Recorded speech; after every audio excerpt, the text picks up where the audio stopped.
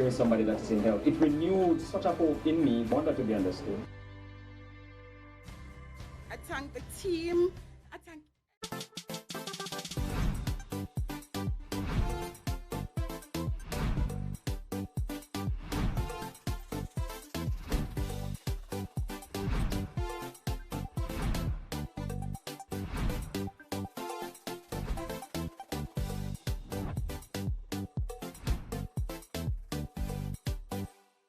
We are living longer and reproducing fewer children.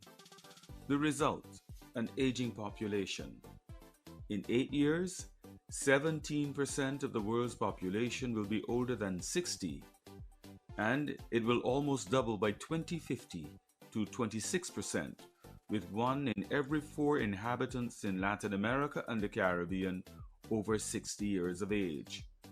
This growth in the elderly population has social and economic implications for many industrialized nations and for us right here in the Caribbean. An aging population increases the cost of healthcare, strains the pension system, and shifts demand drivers. It also means fewer people to work.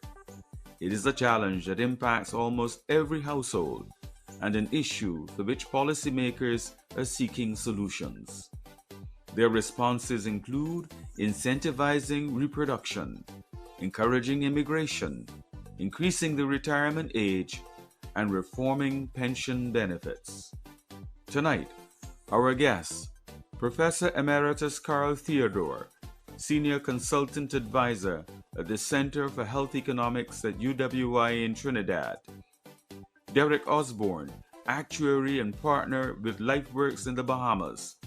And Diane Quarless, Director for the Economic Commission for Latin America and the Caribbean.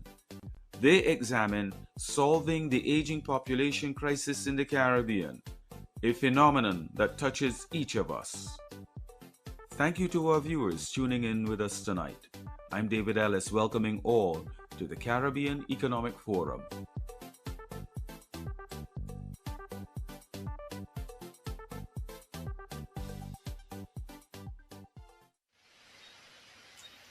And good evening. Let's begin with some definitions. We are talking about an aging population. We're talking about crisis. Let's hear from Professor Theodore first of all. And after him, we're going to go to some questions which we put to members of the public across the region. Professor Theodore, when you look at aging and the whole question of whether we are in crisis, what are your definitions? Okay, first let me say good evening to you, David, and all those that are on board and all that are listening. As a crisis, David, we call it a crisis, because we seem to be facing threats in 3 critical areas. Because as we see, as the countries are facing, the crisis comes, it comes literally because birth rates are falling in most of our countries and people are living longer. And when you put those 2 things together, we see three things happen. The first thing is that the labor force tends to shrink because what was going on is that the number of people leaving the labor force through their who are leaving the labor force because of age, you don't have enough people that are replacing them because the birth rates are just too low. So of course it's falling, and that is a potential crisis because any economy with a falling labor force is an economy that is facing serious trouble because the economy, remember, rests on 2 main legs. There's the labor force and there's savings.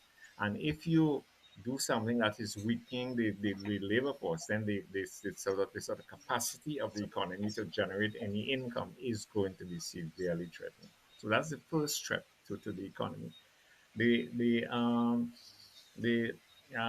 second threat is to the health system. Now the health system, we have to provide health services, and these health services have to be paid for. So countries face what we call health expenditures. And what happens as the numbers of people over 60 is increasing, is that what you find is that people over 60 tend to be people who need healthcare more than the rest of of the population, and they don't even need not only more healthcare, but the healthcare they need tends to be more expensive. So that as that cohort of the population increases, what tends to happen is that the health expenditures in all our countries tend to rise at a really rapid rate, and as health expenditures rise, it becomes more difficult to provide health services for everybody. So that is another threat, is a threat to the health system. The We're third going to come threat, back and to I know, you. We're going to come back to you for a little bit more on that after we take a look at some of the questions that were posed to members of the public and what they had to say.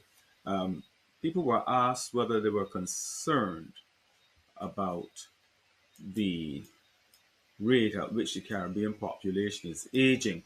Well, about most people said yes, fewer people are having children, but a high proportion, 25% of them said that it is something that they have not been paying any attention to.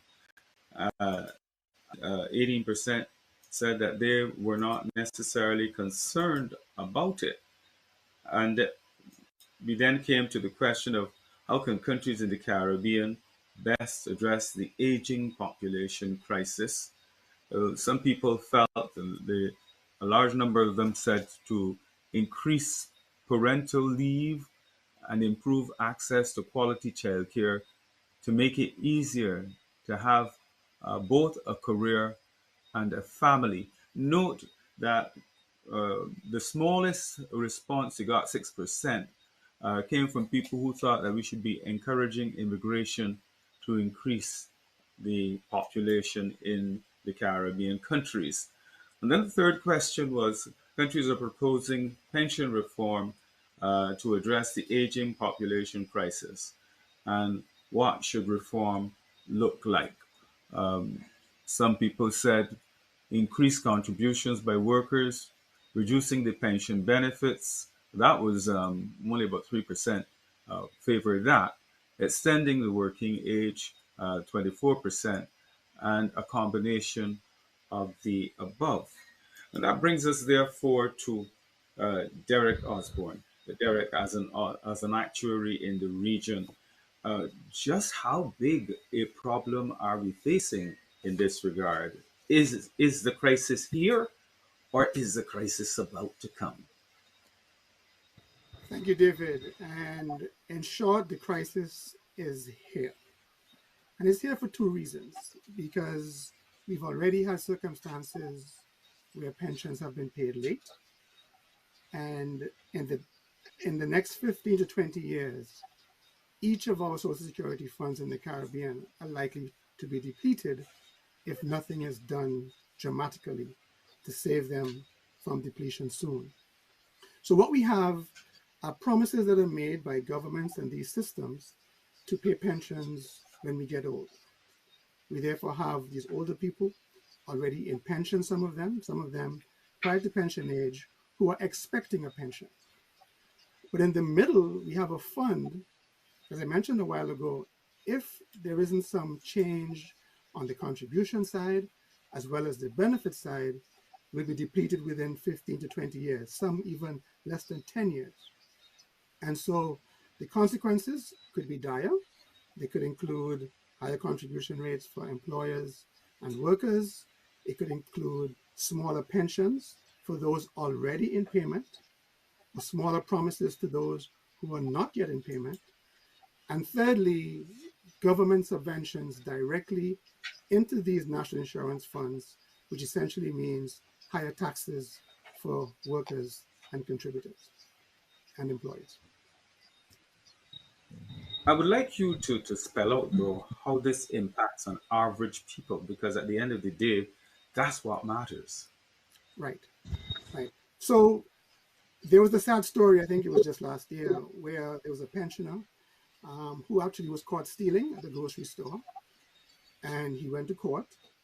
And he explained to the magistrate that he went to his bank account, the pension was not there, he was hungry, he had to eat something, and he knew he did wrong, but he took something that was not his.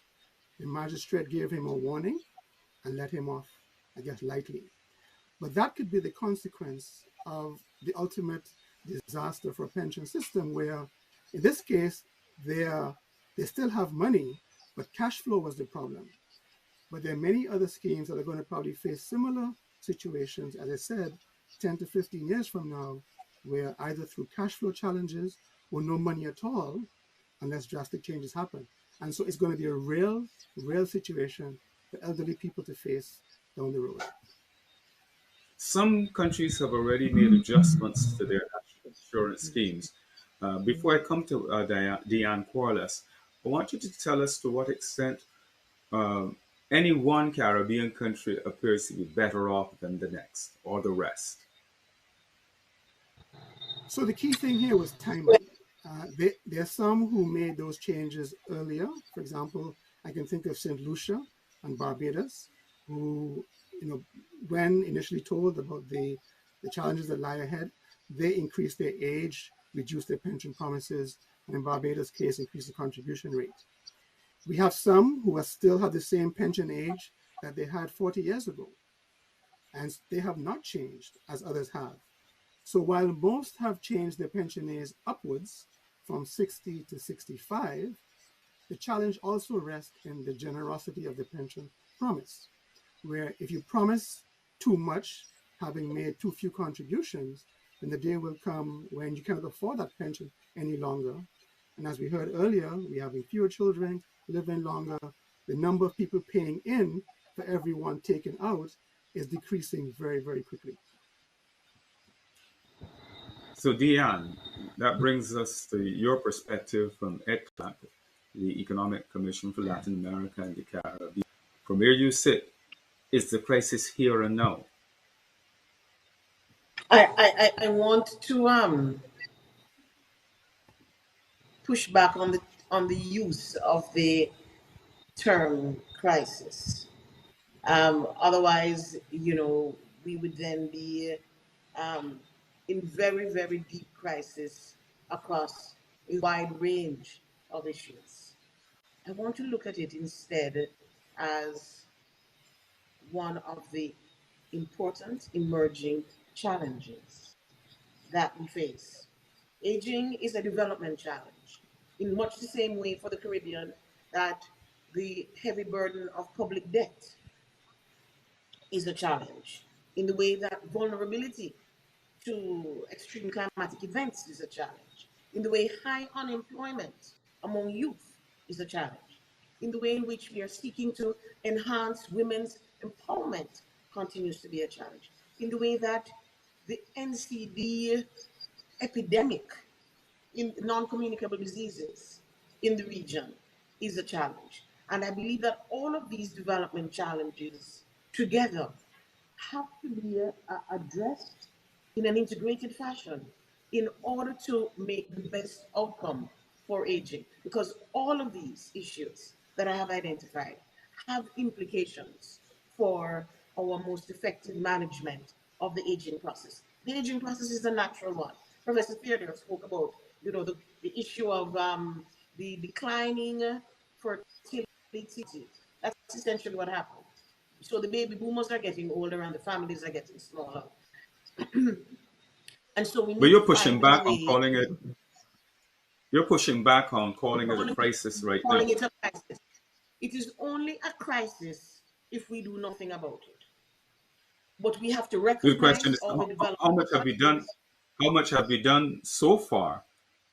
Because if you have a situation where some countries have had to make adjustments, others are essentially postponing it, but at the end of the day, there's a threat to national insurance schemes. To many, that Yeah. constitutes crisis. Well, there are at least 13 countries that have national policies on aging. There are many countries that have established institutional frameworks. Bahamas has a national council, Belize, Guyana, Barbados has a national assistance board, in their Ministry of Social Care and so on. There are a number of countries that have established the legislative and institutional frameworks that will ensure that there is a more focused and deliberate approach to dealing with these issues. But I want to emphasize the fact that, for example, Professor Theodore mentioned the narrowing of the working population. Unemployment among youth, that is the cohort that goes up to 25. Unemployment among youth goes to 40% and more in our region. Those who are 25 have 40 years before they get to 65. If we don't address the issue of unemployment and skills development among youth, you will not have the cohort that supports the working population. They are the working population of the future. They are the ones who are going to be depending on to support the increased number of pensioners. So this is why I'm saying that these challenges are interrelated, and you can't look at the issue of pensioners without looking at the challenge that we face with youth, without looking at the increased interest of women. This is how women's empowerment comes in, because the man of the house, story is over, and women, we have more female-headed households, in fact, in the Caribbean. We need to have those opportunities for increased women's empowerment, so that you have a greater level of contribution to these what they call not contributory schemes and so on from women, because what you find is that right now the majority of the women are in the informal sector, so they don't have access to contributory schemes. They're the ones who are not. You're putting the accent here on what are seen as the underutilization of existing skills, and therefore training is perceived by you to be necessary. However, the other speakers have put a lot of focus on fertility, the lower fertility rates. And if we are not giving birth to more children, then there are no young people out there to be trained. I want Professor Theodore perhaps to come in on that. Yeah.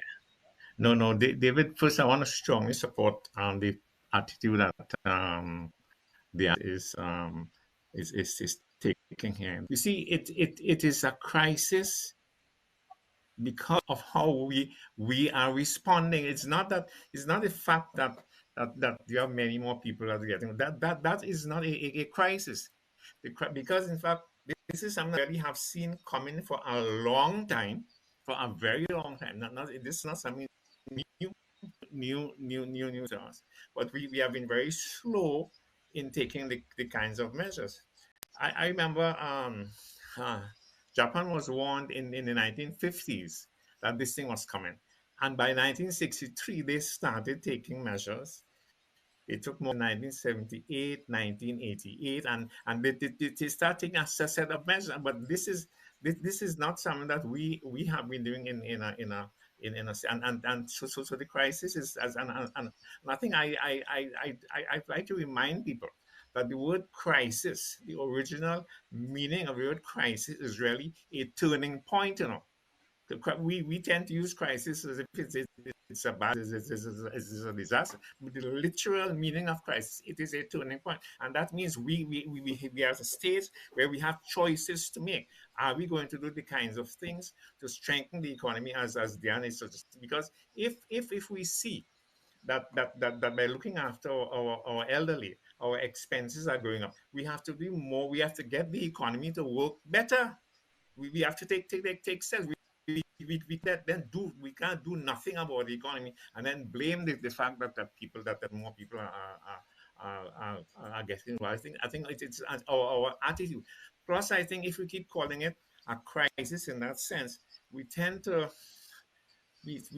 almost be blaming the elderly cohort for the problems that the society has, which is wrong. I don't think it's a question of blaming people, because here is an issue that we saw coming. The question is, have we been doing the kinds of things to ensure that we could live properly as this thing happens to us? But let's be realistic. At the end of the day, the issue of the political will and the political implications would also have to be addressed. I don't believe that we are in a position where nothing has been, Orlando, um, because the political bosses didn't want to do anything about it, or the senior technocrats. So, what are the challenges? What are the issues that have been presented that have stopped us from being able to make these decisions? No, I'm glad you touched that point because again, going back to Japan, if you see how Japan went out, they started doing things, but they also started doing a lot of research on themselves to properly understand what is going on. That, David, is what we tend to be lacking here in this region. We don't have a tradition and a history of doing a lot of research on ourselves to fully understand what is going on, and then we have to make big decisions, but we don't have the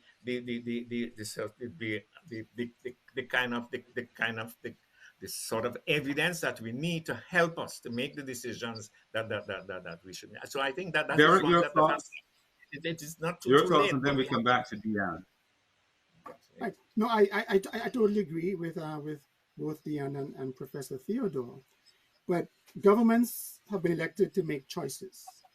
And unfortunately, as Professor Theodore says, we probably didn't have the evidence to show them what would happen in the Caribbean region if we delayed these things too long.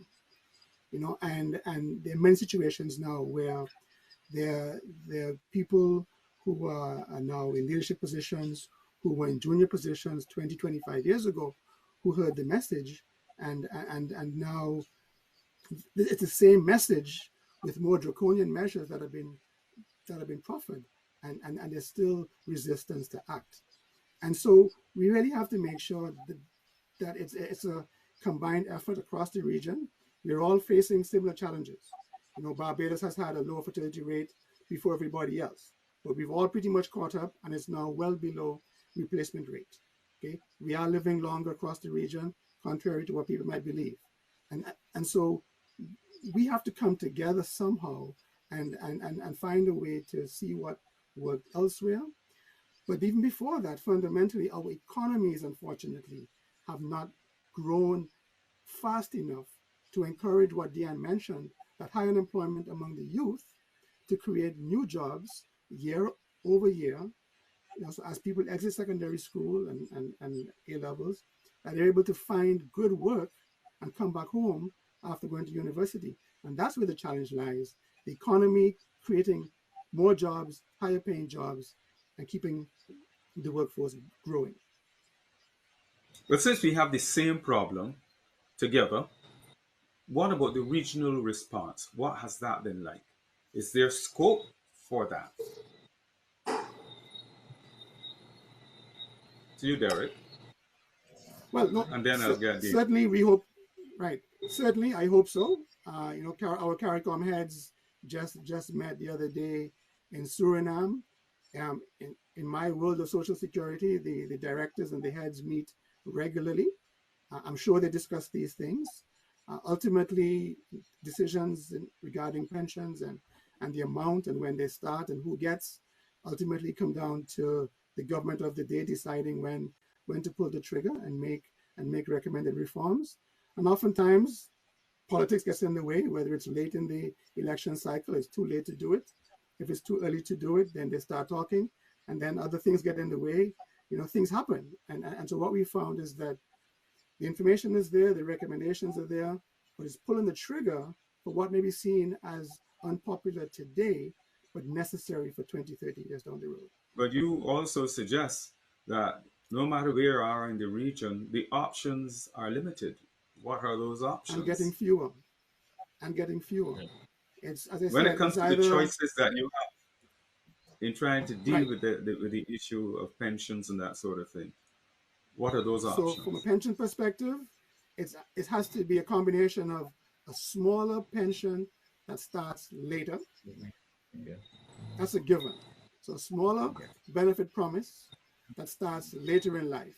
and especially starts later for those who keep working.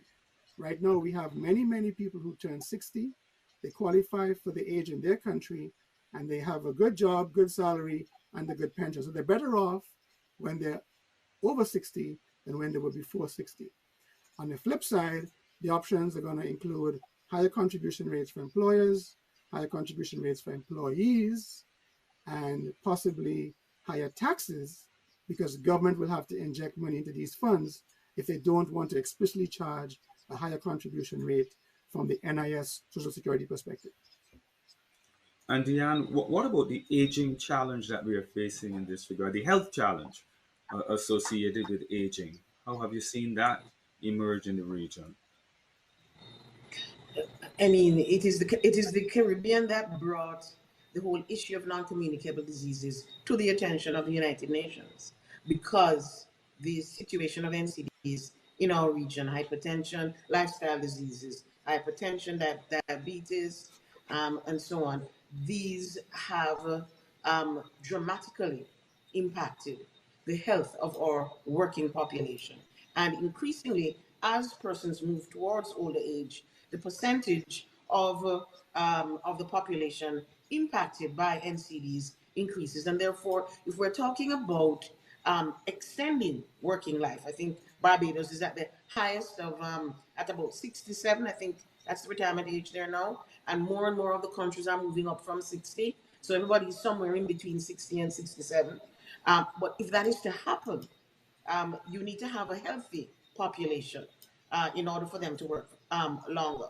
The idea of reducing levels of pension is politically unsafe, I would think. And therefore, we need to be looking at other ways to expand non-contributory schemes, particularly because there are so many, the poor, those in the informal economy, those that need help once they get to retirement age and have not contributed to any of the national pension schemes, contributory schemes. The government is going to some support. This is why I'm saying that the issue of public debt and the government's capacity to supplement non-contributory schemes is conditioned by the debt that the government is shouldering. That's a critical issue. So therefore, we're investing in NCDs, in NCD management, so that our people can work healthier for longer. So the government doesn't have to be moving into providing with support earlier. And then we need to be strengthening the involvement of youth, so that you have among the cohort coming up the potential for contributions that would support, for the dependency ratio to be enhanced. But there are a number of other things that we're not even looking at. The government needs to be encouraging, for example, the private sector to develop what we call the care economy, investing in those services and make a business of it to support the elderly. This is something I'm going to get your other suggestions. I'm going to get your other suggestions when we come back. I'm reminding you that when we return also, we are going to hear from the social media moderator, Dr. Anki Scott Joseph.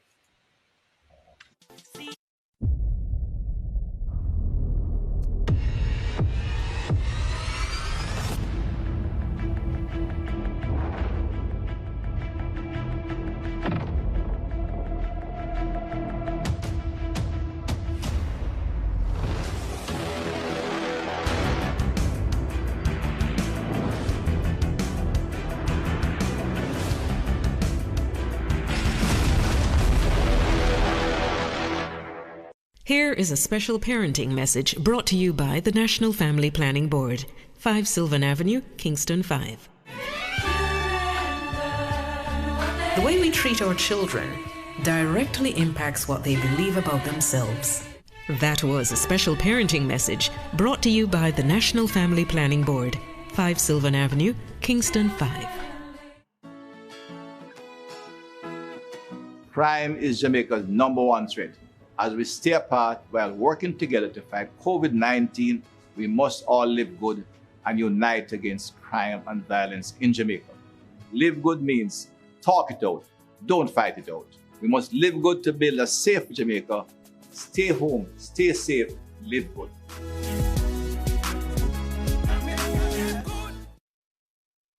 Whenever you hear the following tone, the Office of Disaster Preparedness and Emergency Management, ODPEM, will be giving information on an emergency situation affecting the island. Please be on the alert and listen to your radio and television for further information.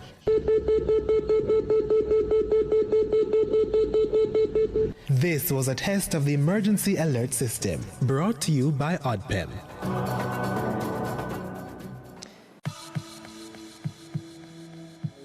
This is our home, Jamaica, and tourism is the lifeblood of our country. Let's all feel good again. Whether with family or friends, we want you to enjoy your staycation. We have to ensure that they are comfortable, they feel well protected. New standards are in place to ensure your safety. We are here to serve you better, so you can have the best experience. Come out and rediscover Jamaica. We are ready. We are ready. We are ready. Rediscover Jamaica. Heartbeat of the world. Jamaica goes to fly. Yay! Declaring the good news of Jesus' love and we're spreading joy and cheer across the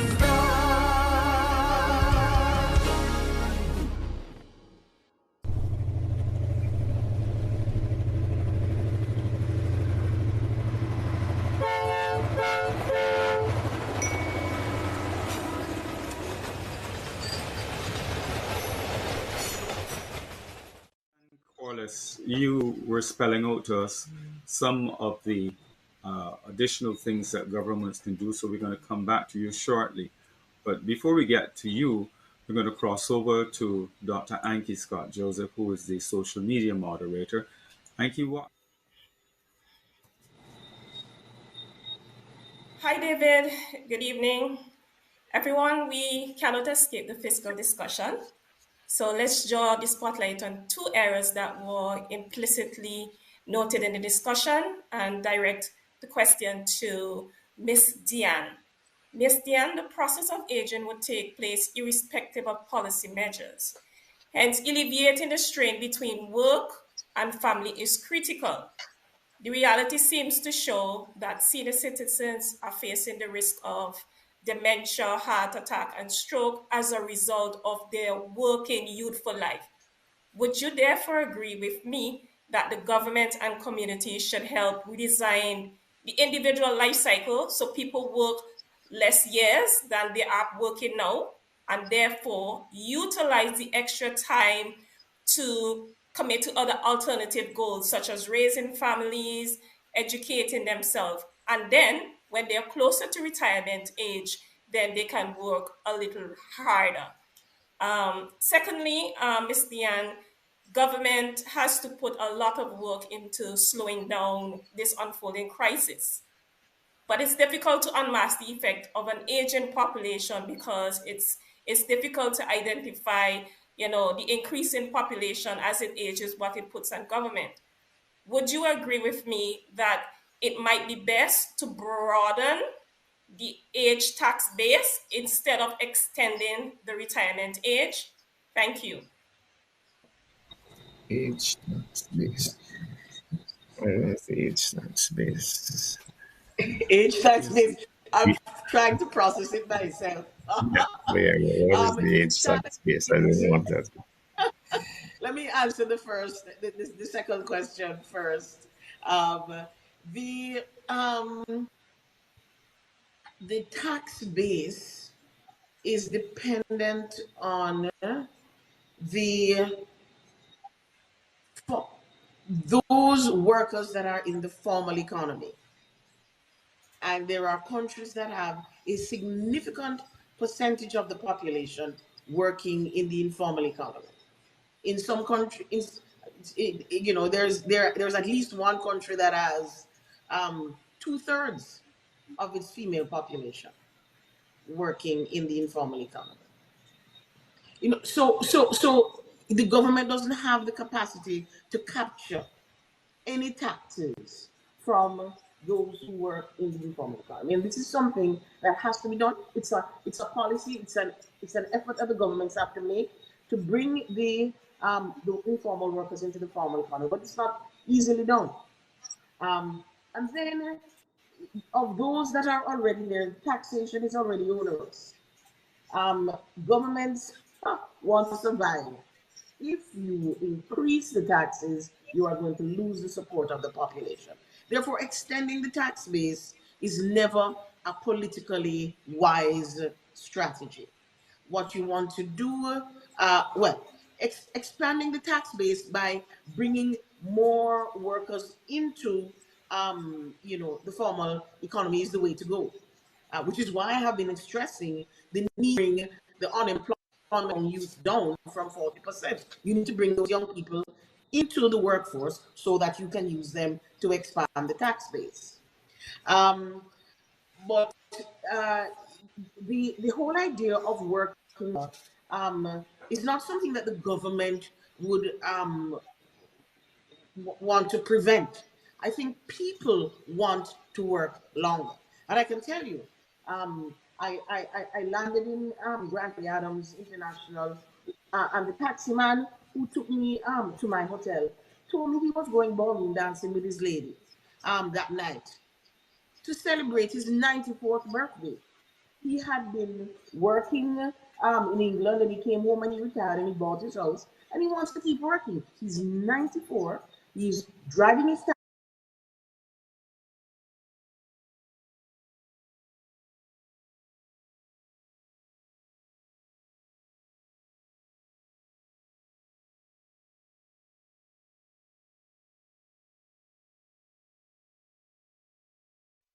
You do not want to limit either the working opportunities or the enjoyment entertainment opportunities of someone. He's 94 years old and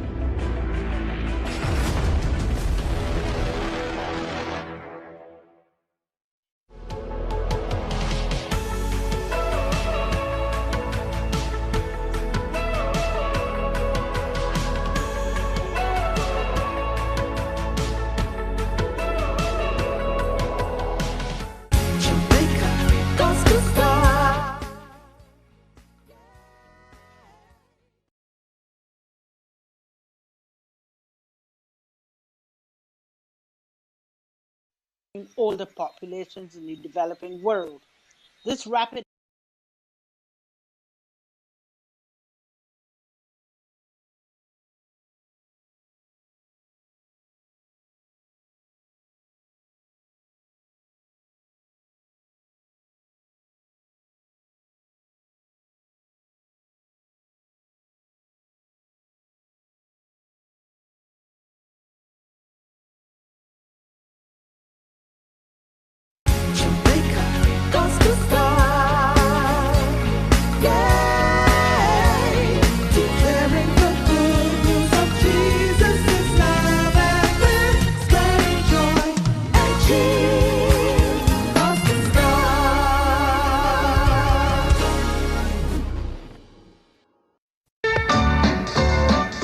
Come with us to Lime Tree Lane, where life is sometimes sour, but sometimes sweet.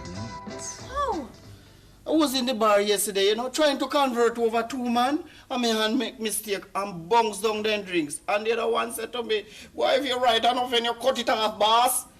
And same time, the two of them just hold me down and cut the hand. Have a laugh and settle into Lime Tree Lane. Join us Mondays to Fridays at 7 a.m. And when they done their feet for you. You understand me? No wonder the boy was having a high. No, come back here. Where do you think you're going? Bring it down. Let me go check in bed.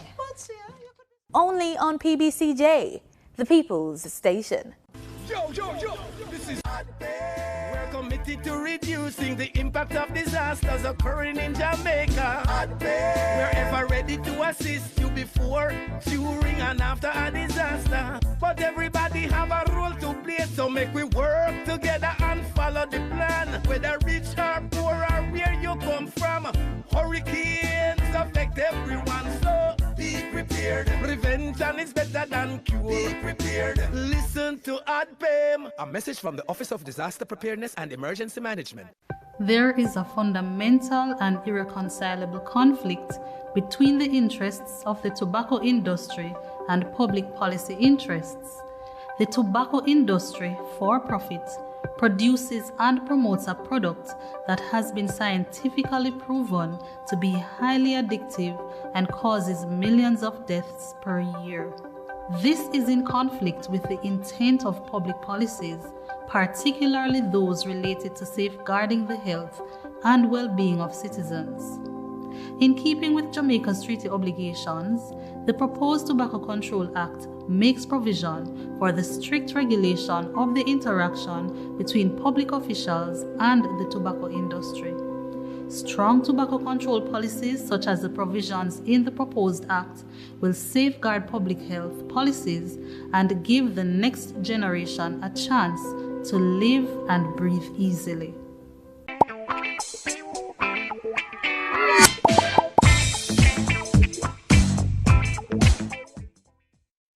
On a big level by government.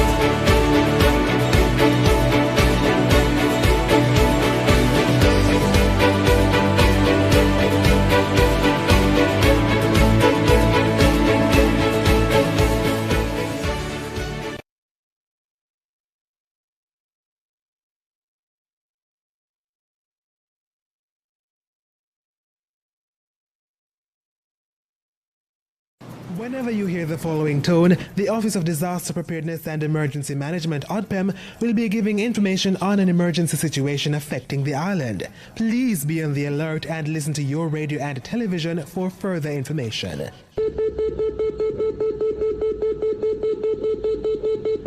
This was a test of the emergency alert system, brought to you by ODPEM.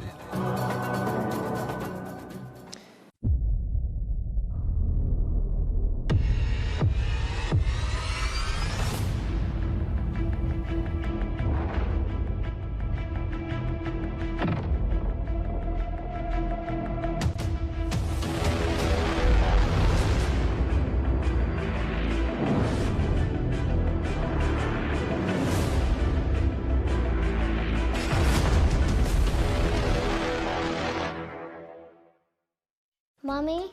Yes, Zoe? I'm going to read this book. It will only take 10 minutes. Sure, sit down. Every spring, Madame Angel Wing arranges. Do you have 10 minutes? Read with your child today. Reading with your children for just 10 minutes each day helps develop their language and listening skills, stimulates their imagination, and expands their understanding of the world. So, start reading with your child today. Together, we can create a safer Jamaica for our children. We need to get the guns and save our country.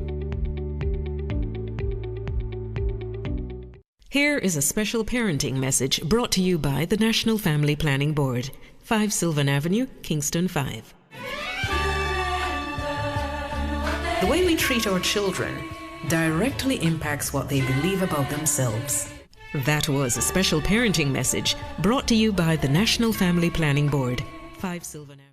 By the time they get in their 40s and in their 50s, and we have to move away from that and take steps.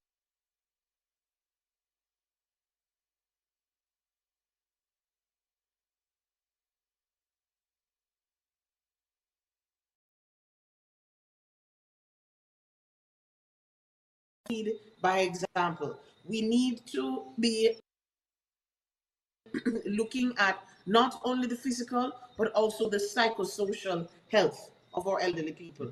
And we have done quite a bit of research on the whole issue of their human rights and the concerns of elder abuse. There's a lot of that needs attention, so that we ensure that we protect the welfare and the dignity of our older persons who have served their families and their communities and now deserve a more comfortable environment. Another area that we haven't touched, remittances, the diaspora, because a lot of that working population that migrates to work abroad, they have the opportunity to send resources. In fact, they do. A significant percentage of government revenue, of GDP, comes from remittances, from members of families sending money home and supporting elderly persons.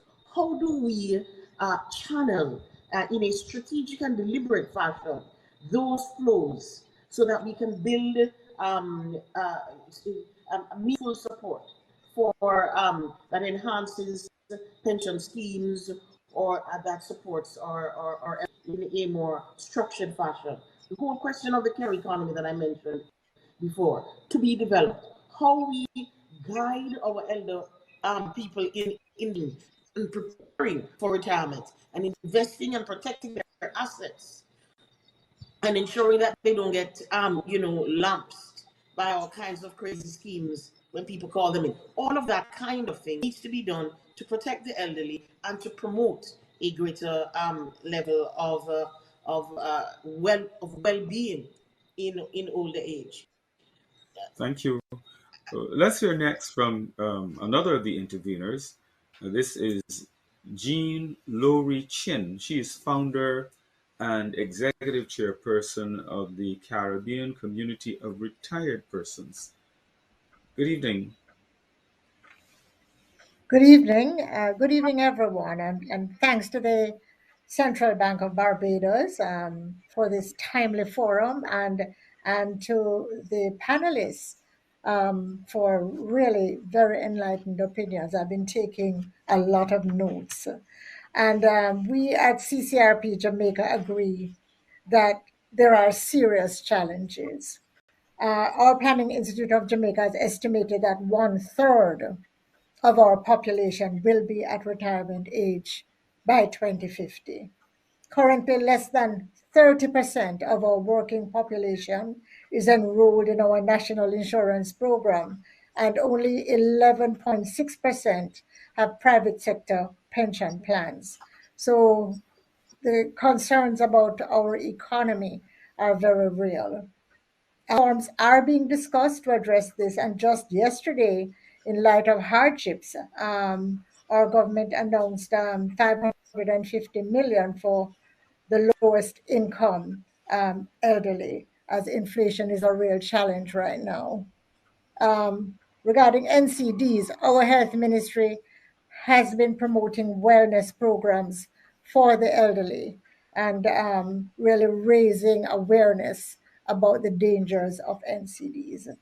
We at CCRP have been in talks with the government to increase the threshold for tax relief on pensions. Barbados and Trinidad are ahead of us on that. And also to enact legislation for the care and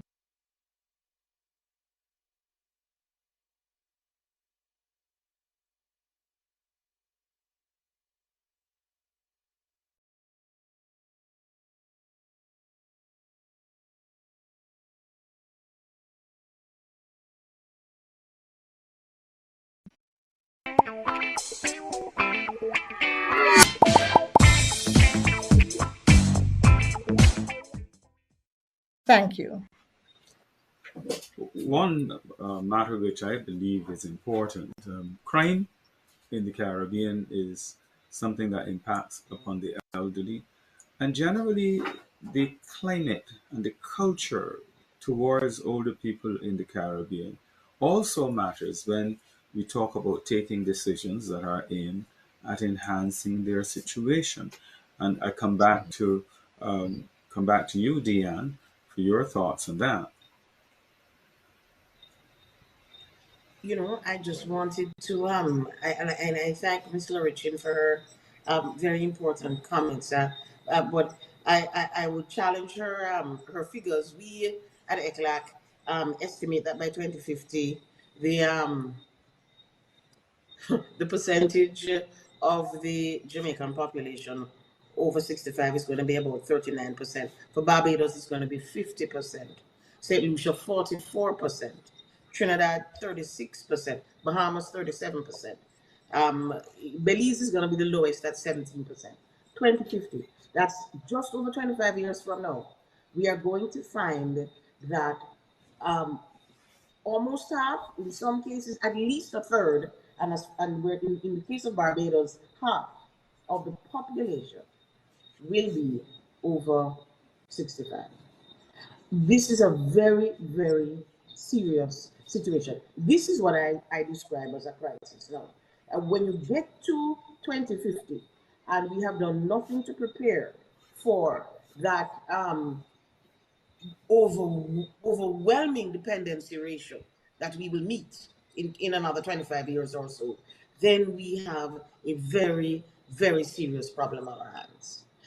And so we need to be, as I say, looking not just to how we address the issue from the government perspective, but it needs the involvement of investment, personal investment. People should be planning for their retirement, but the investment of the private sector, find ways in which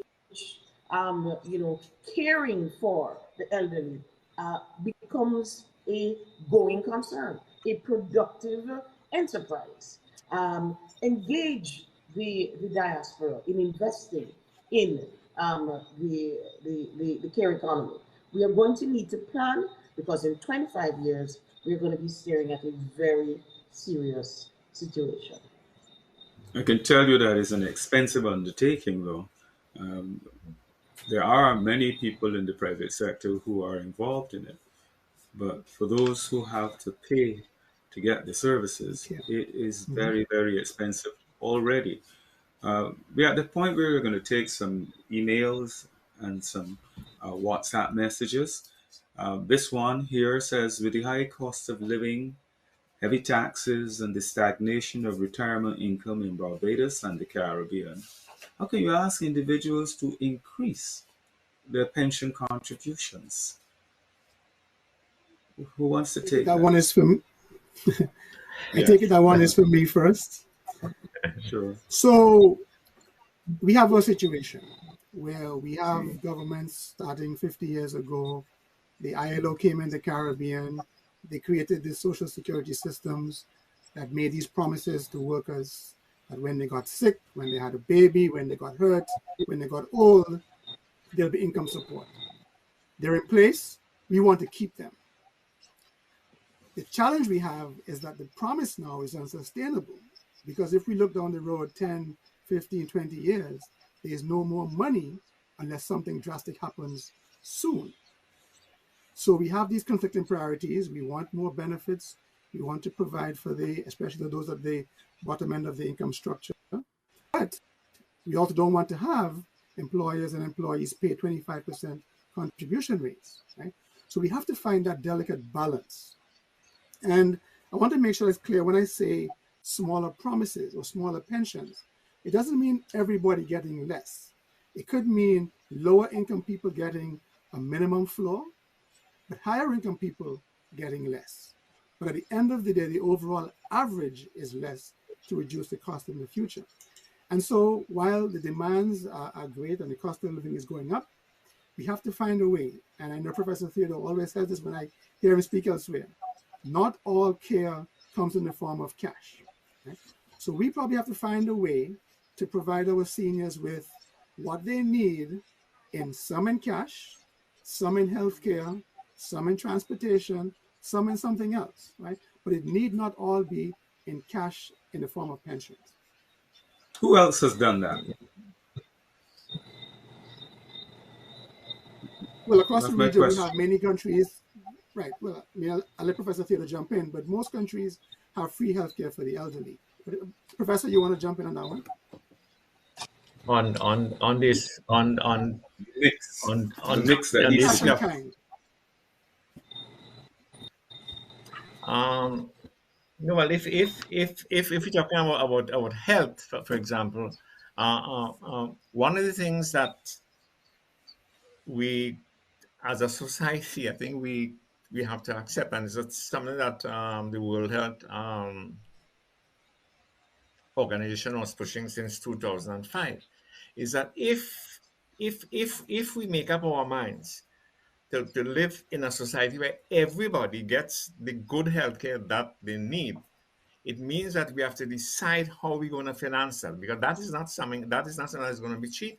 How it's going to be financed, and what WHO had suggested is an idea that some of us were saying, talking about even before that, is that what you need is to set up this. You have to get in a national pool of health finance, a national pool, which is government makes a contribution to the pool, everybody who is working makes a contribution to the pool, and all employers make a contribution. And that kind of pool is the only kind of pool that will give everybody the opportunity to get good healthcare. Japan did this since 1963, and a number of other countries have been trying that. But in our region, we think that is one of the big reforms that has to come if we want to make sure we're going to have to that take a break here. Have good. We're going to have to take a break here. Thank you, Professor Theodore. We're coming back to the Caribbean Economic Forum.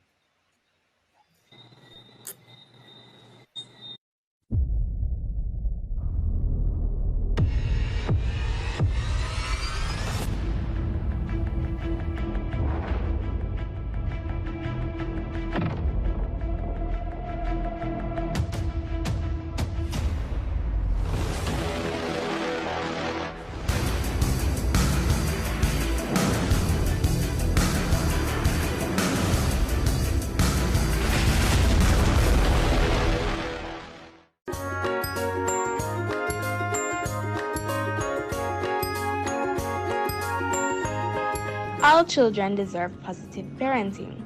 Why not pamper us? Be patient with us. Make time to teach us, and of course, play with us. Celebrate milestones with us, and don't forget to be our #1 supporter. Do all these things and practice positive parenting today.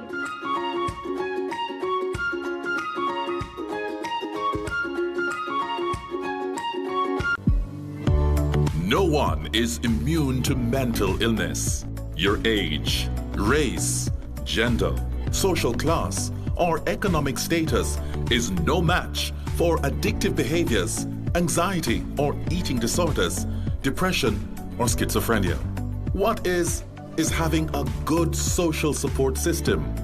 As the saying goes, in times of test, family is best. Unfortunately, many are denied the benefit of the support of family and friends because of stigma and an oppressive silence around mental illness. Let's put an end to the silence. Speak up. Speak now. End the stigma. Share your story. End the stigma. A message from the Ministry of Health and Wellness.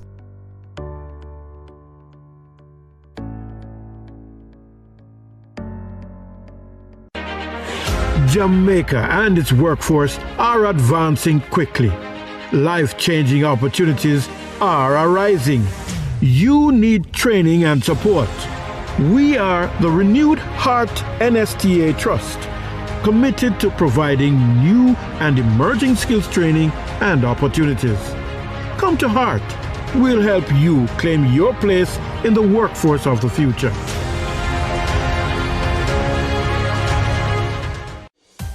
Jamaica, home of the resilient, passionate and hard-working.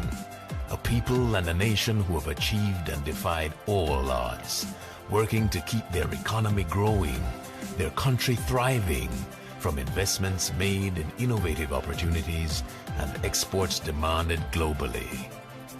We have a vision, now within our grasp, where Jamaica becomes the place of choice to live, work, raise families, and do business. We will not let go of this vision. We will grow. We will overcome these challenging times and look to the future with hope and positivity. These are special times. The world as we know it has changed, but home will always be in our hearts. And in Jamaica, you can always find a home. Think you know Jamaica? Look again. You will be surprised.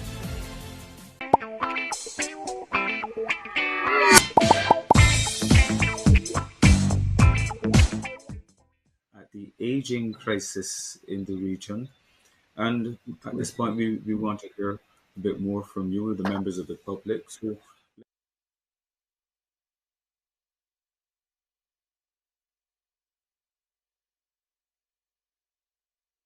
retirement age, when an employee may not be physically able to perform required tasks, such as a salesman climbing up and down from a van. Yeah, so We should put that in. Yes. okay. Go ahead. So certainly, what we want to have is a national social security system that is well designed, that covers all eventualities, possibilities. So the person who is fit and can work till 70, they can fit and work till 70 and contribute until 70 and stop contributing, get a pension. That person who can no longer work in a walking job or a climbing job can either have a partial disability pension or some income support if their income has fallen because they have some disability. So there are ways that we can do things differently.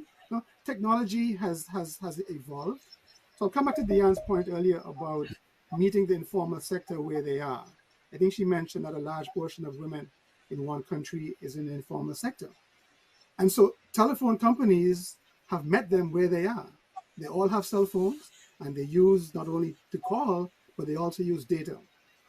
Governments have to find a way to meet the informal sector in a new informal way. We can't depend on these formal sector 50, 60-year-old ways of doing business to meet them. And so technology allows for us to be flexible and to be right in your face. And so across the region, we have to meet them where they are, allow them to save when they're young, when they had a good fishing day or a good market day, they can save on the spot. That money is well secured in their account somewhere, and they can draw down that money when they get older or unemployment or some disability along the way. We have to find creative ways of meeting them where they are. We have an email. Let's see what that one asks us. Is there an expanded role for the church to help deliver some new services to the elderly, whether on their own or in tandem with the state, especially given that the elderly form a significant base for many religious organizations? Diane? I think Professor Theodore wants to answer that one. I am thinking about it. Go ahead, Diane. What kind of services are we talking about? I am trying to wonder. No, I think the churches can. I think Diane or somebody mentioned, or might have been there, that in fact, you see, there are services that we can provide for elderly people which are not really, they're not cash, and there are things that can be done for them. We can to organize transport for them, to take them when they have to go to the clinics and those kind of things. We can arrange for them to get their grocery items, and there are things like that. And maybe churches could probably get involved in those kinds of things that could help to provide some of the services that elderly people need. I don't think that is beyond their ken, as it were. I think that is probably quite within their range of possibilities. So I think churches, yes, can call upon to do a little more. Diane, a quick comment from you on that. You care? Fully support Prof's views, as well as those earlier expressed by Derek. And you know, that's just so loved by church groups. The church is the heart of the community, and upheld by the elderly in the community. I can't see where it would not be an integral part of the wider church activity for supporting fellowship and lifting the spirits of the elderly through various activities. Derek said that you have different ways of giving. It doesn't have to be all in cash. It can be in kind. It can be in the spirit. The church have an integral part to play in what I describe as the broader care economy, because so much of the negative impact of growing old is loneliness, isolation, depression. These are all areas in which the church will play a very important role in lifting the spirits and encouraging a greater level of activity and social interaction among elderly people. And that is immeasurable. Can't be quantified. What pressure is it putting on NGOs though? Because it's not just the churches. There's so many other organizations out there. And as we look ahead, the planning, I believe, shouldn't just involve the private sector and governments, but how NGOs can also be part of that process. That's true. Let's take another call, another message here, another email. Should governments give tax benefits for relatives making contributions to the care of elderly family members in much the same way claims can be made for contributions to political parties? Derek? I like that. I like that suggestion. No, definitely makes sense. So again, right, tax deductions reduce government revenue, which put greater burden on whatever limited finances government have. What I would say is that governments need to find a way to balance the demands of all of the sectors that are looking for special consideration. We have to chart the course as to where we want to go. So we have an image of where we want to be 5, 10, 15, 20 years from now. And governments need to decide, who are we going to help with 1, with 2, or with 5?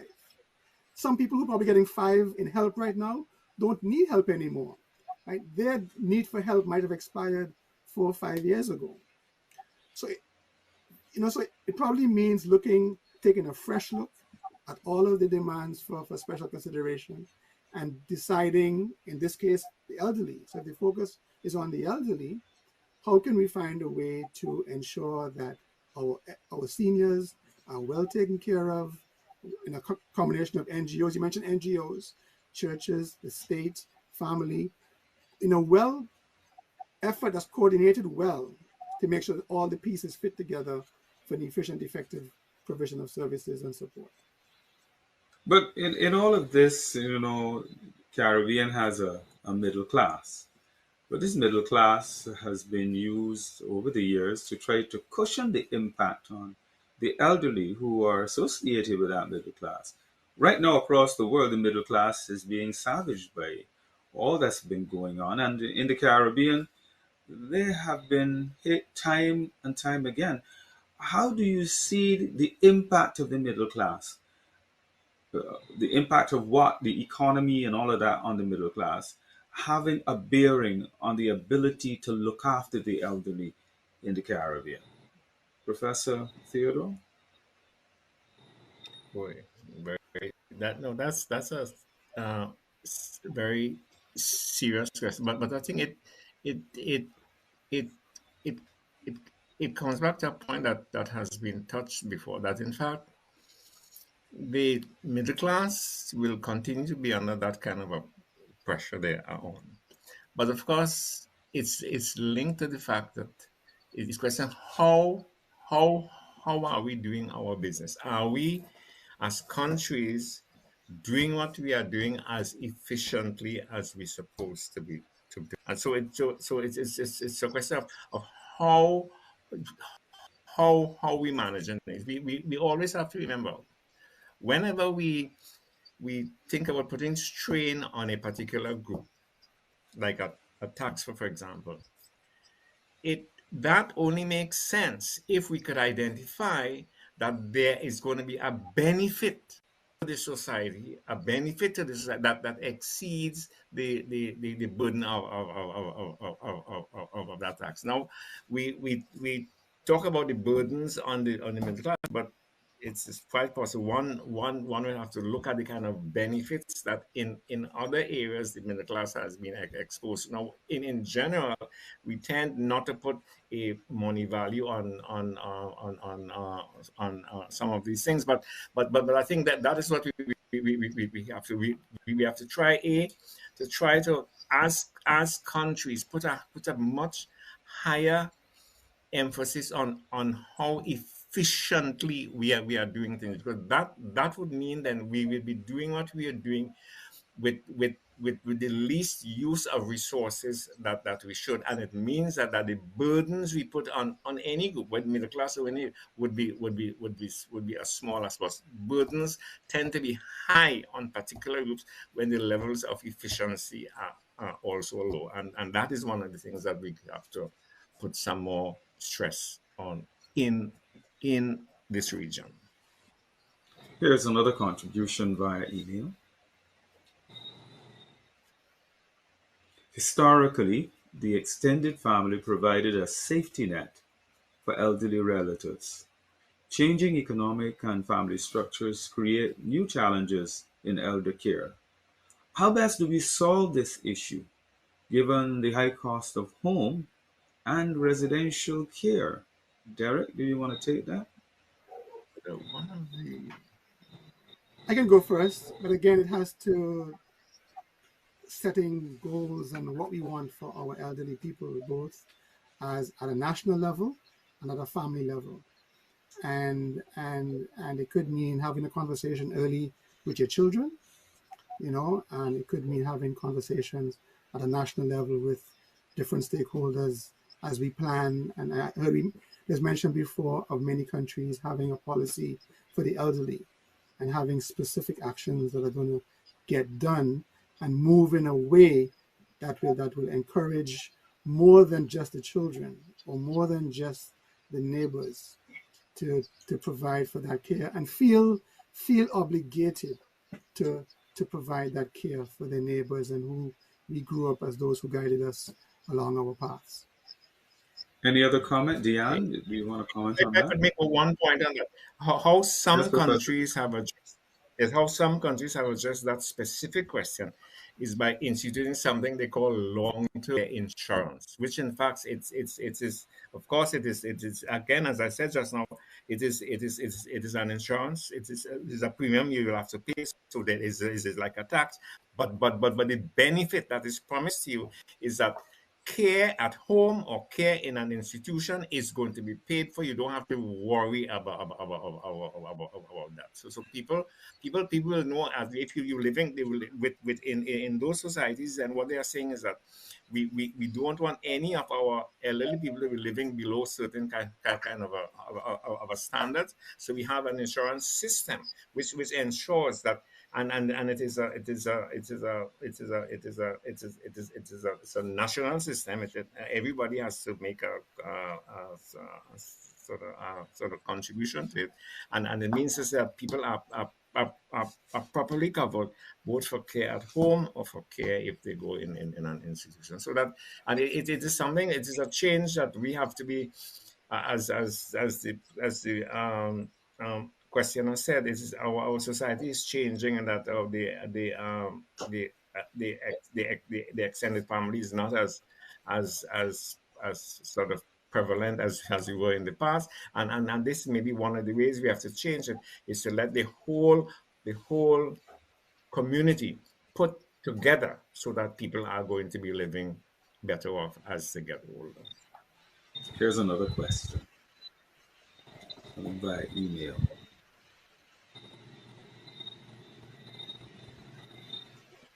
Delayed. Is our system of governance inherently discriminatory? A public officer or private employee often must retire at 65 or 67, while we allow judges, elected officials, diplomats, and other political appointees to work longer. Is the system inherently discriminatory? Professor Theodore, you seem to be particularly tickled by this particular question. I like these other questions. They are really going to make you face. They put you in a delicate position. It's. No, I think it is true that in fact there are some categories of people that we just decide that they could keep on working for as long as they could. But but that is something that as a society we have to give some thought. I think again I talk about Japan all the time. Japan has redefined its definition of an older person, not to be somebody over 60 again, but somebody over 70 now. Okay, so once you do that kind of a thing, and you because and link to that, of course, is the aim to keep people healthy, and once you do that kind of a thing, it may be easier for us to broaden the range of people that we say can work, that can retire at say 70 or 75 as the case. In fact, one recommendation that we have been putting on the table that they should allow people to work the age 70, 75 as long as they are healthy, because they continue to pay taxes and they're not pulling on your pensions yet. So that is a benefit for the state if you allow people to work, and generally at that age people tend to be at a higher income level, so the tax payments are not something that you could sneeze at. So I think I think the idea is that we should start thinking about moving the retirement ages across the border. So we mightn't let us judges say let them, they could remain until they die. We mightn't say that, but certainly move the age from where it is now, 60 to 65 or to 70, as Japan is actually doing, moving it to. But in this culture, you are likely to face the criticism that you are putting them in a position to block younger people from moving up. No. There is no evidence of that. There is no evidence that actually that's a talk you keep hearing. But when you look at the facts don't bear that out at all. The facts don't bear that out. Diane, Quarless, the reasons why young people are not getting jobs usually is because they're not trained, they're not educated, and that those are the reasons. Not that they're being kept out by older people. That's not the reason why not young people are getting jobs at all. That is not the reason. Diane, you want to comment on that quickly? I would like to plead the fifth on that question. I think that she reminds me of the former general in the United States. No, it's true. Let's take another. We'll take another WhatsApp message here. Thank you. Internationally, private pension funds are major investors in the financial system in the US, UK, etc. Thus, an important source of capital that is used to create wealth is the idea of the private pension funds. They're asking this question: is government looking into incentives for local pension funds to invest locally? As the actuary, Derek, what are your thoughts on that? So across the region, we have different things happening. So in some countries, pension contributions and investments are tax favorable, whereas in others it's just as any other savings. And so back to my point earlier about, looking at where we are today, looking at where we want to be, we have to make sure that we encourage the things that we want to encourage. And one way that has worked across the OECD countries very, very well is pension contribution going in tax deductible. And when you take them out at a lower income level, you pay less taxes, right? So we have to find, when every country is different and all countries have their own tax system that they believe works best for them. And so we have to find a way to encourage personal savings, but we also have to have regulators who are going to ensure that we can trust them to ensure that the companies in the region, both locally to wherever that question came from and across the region, we can trust and have good confidence that 20, 30 years from now, when it's my turn to withdraw, that company would have managed my money well and given me a good return, better than what I could have done on my own. One of the criticisms you can hear from time to time in the region is that governments use the NIS schemes in the region for purposes of investment. Sometimes when they're having difficulties being able to get that kind of funding elsewhere. And people feel that it is used as a kind of fund that is undermined by that kind of approach. How do you address that, Derek? So in the past, it was a match made in heaven. We had governments who were looking to borrow money to finance their activities. We had NIS funds who had a desire to invest surplus funds, and they came together in many regards at a higher interest rate than necessary, and in some respects over-borrowed and then defaulted along the way. I think those days are over.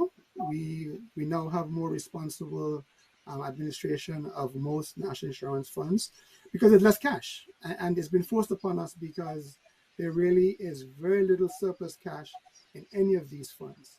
And so we have governments who are going to be forced to repay some of those debts. But the one thing we have to bear in mind is that when an NIS invests in its own government, it's really a left pocket and a right pocket savings, because taxes are paid by employers and workers. Contributions are paid by the same employers and same workers. So whether it's a higher contribution or a tax to pay NIS back, it's almost one and the same. And so hopefully we can reduce the amount of money invested in governments, reduce the amount of money invested locally, because when we invest locally, we are expecting that the economy is going to perform 10, 15, 20 years from now to give me a return on my savings from 10 years ago. So essentially, all of our eggs are in one small basket. So we have to find a way to diversify both internally in different sorts of investments, public and private, but also externally, and that could be within the region or outside the region. I think as we get into the home stretch here, this is a good point at which I could explore with you, in summary, what you see as the solutions, because we've said this is about solving the problem. So let's explore that 24 minutes after. Let me hear from you, Professor Theodore. The first solution to me then has to be on the health side, on the health expenditure side, is to really adopt a more, all the countries have some kind of health promotion programs going. So I'm not saying they are not doing anything on health promotion, but I think what you need is a strong national health promotion, but which has a specific aim of keeping people healthy as they get older. That's not a question of the Ministry of Health. There's a whole government, there's a whole society, a public sector that is a prize. Everybody has to get involved in that. So we have to have a national strategy which keeps to keep people healthy as they get older. That's the very first thing I think that we have to think about. Then I think, and I know I'm going to make a recommendation which Derek would like to hear me make, but you see, I think if the fertility rate, falling fertility rates is one of our major problems. Okay, now Japan, I know, tried with two things. They had a new Angel program in 1999 and a +1 program in 2009, I think. And in those two programs, Japan put a whole set of incentives to encourage people to have more children. So when they look at all the expenses you have for your children, taking them to school, getting food for them, whatever expenses you have to give these subsidies and grants. We're going to have to speed you up at this point. Quickly from you, Derek. So I would say 3 takeaways from tonight. The first one would be the need for our economies to grow, add more workers with higher paying jobs and each worker being more productive. That gives us a bigger base. It gives us some leeway to do things that we wouldn't ordinarily be able to do. The second one certainly is well-designed programs, not only NIS, but also taxes, programs for the elderly, having good forecasts as to what we expect, and then plans as to how we're going to achieve how we want our countries to look. We got to wrap you up. Yeah. The third one is honest and responsible governments. Governments being proactive and doing the right thing early. Thank you. And quickly, Diane, Quarless. We need a participatory and integrative strategy that addresses all of the challenges that impact on pension schemes and the welfare of the elderly. We will all, if we are lucky, get old, and therefore we need to come together all the issues that will enhance the welfare of our elderly. Panelists, they're about my final thoughts. Well, I see it as yet another complex issue that needs our fullest attention. It is taxing us with coming up with creative and innovative solutions. We need to be aware of the fact that this is a problem that is region-wide. Let us therefore work together to tackle it. And David Ellis, you have a good night.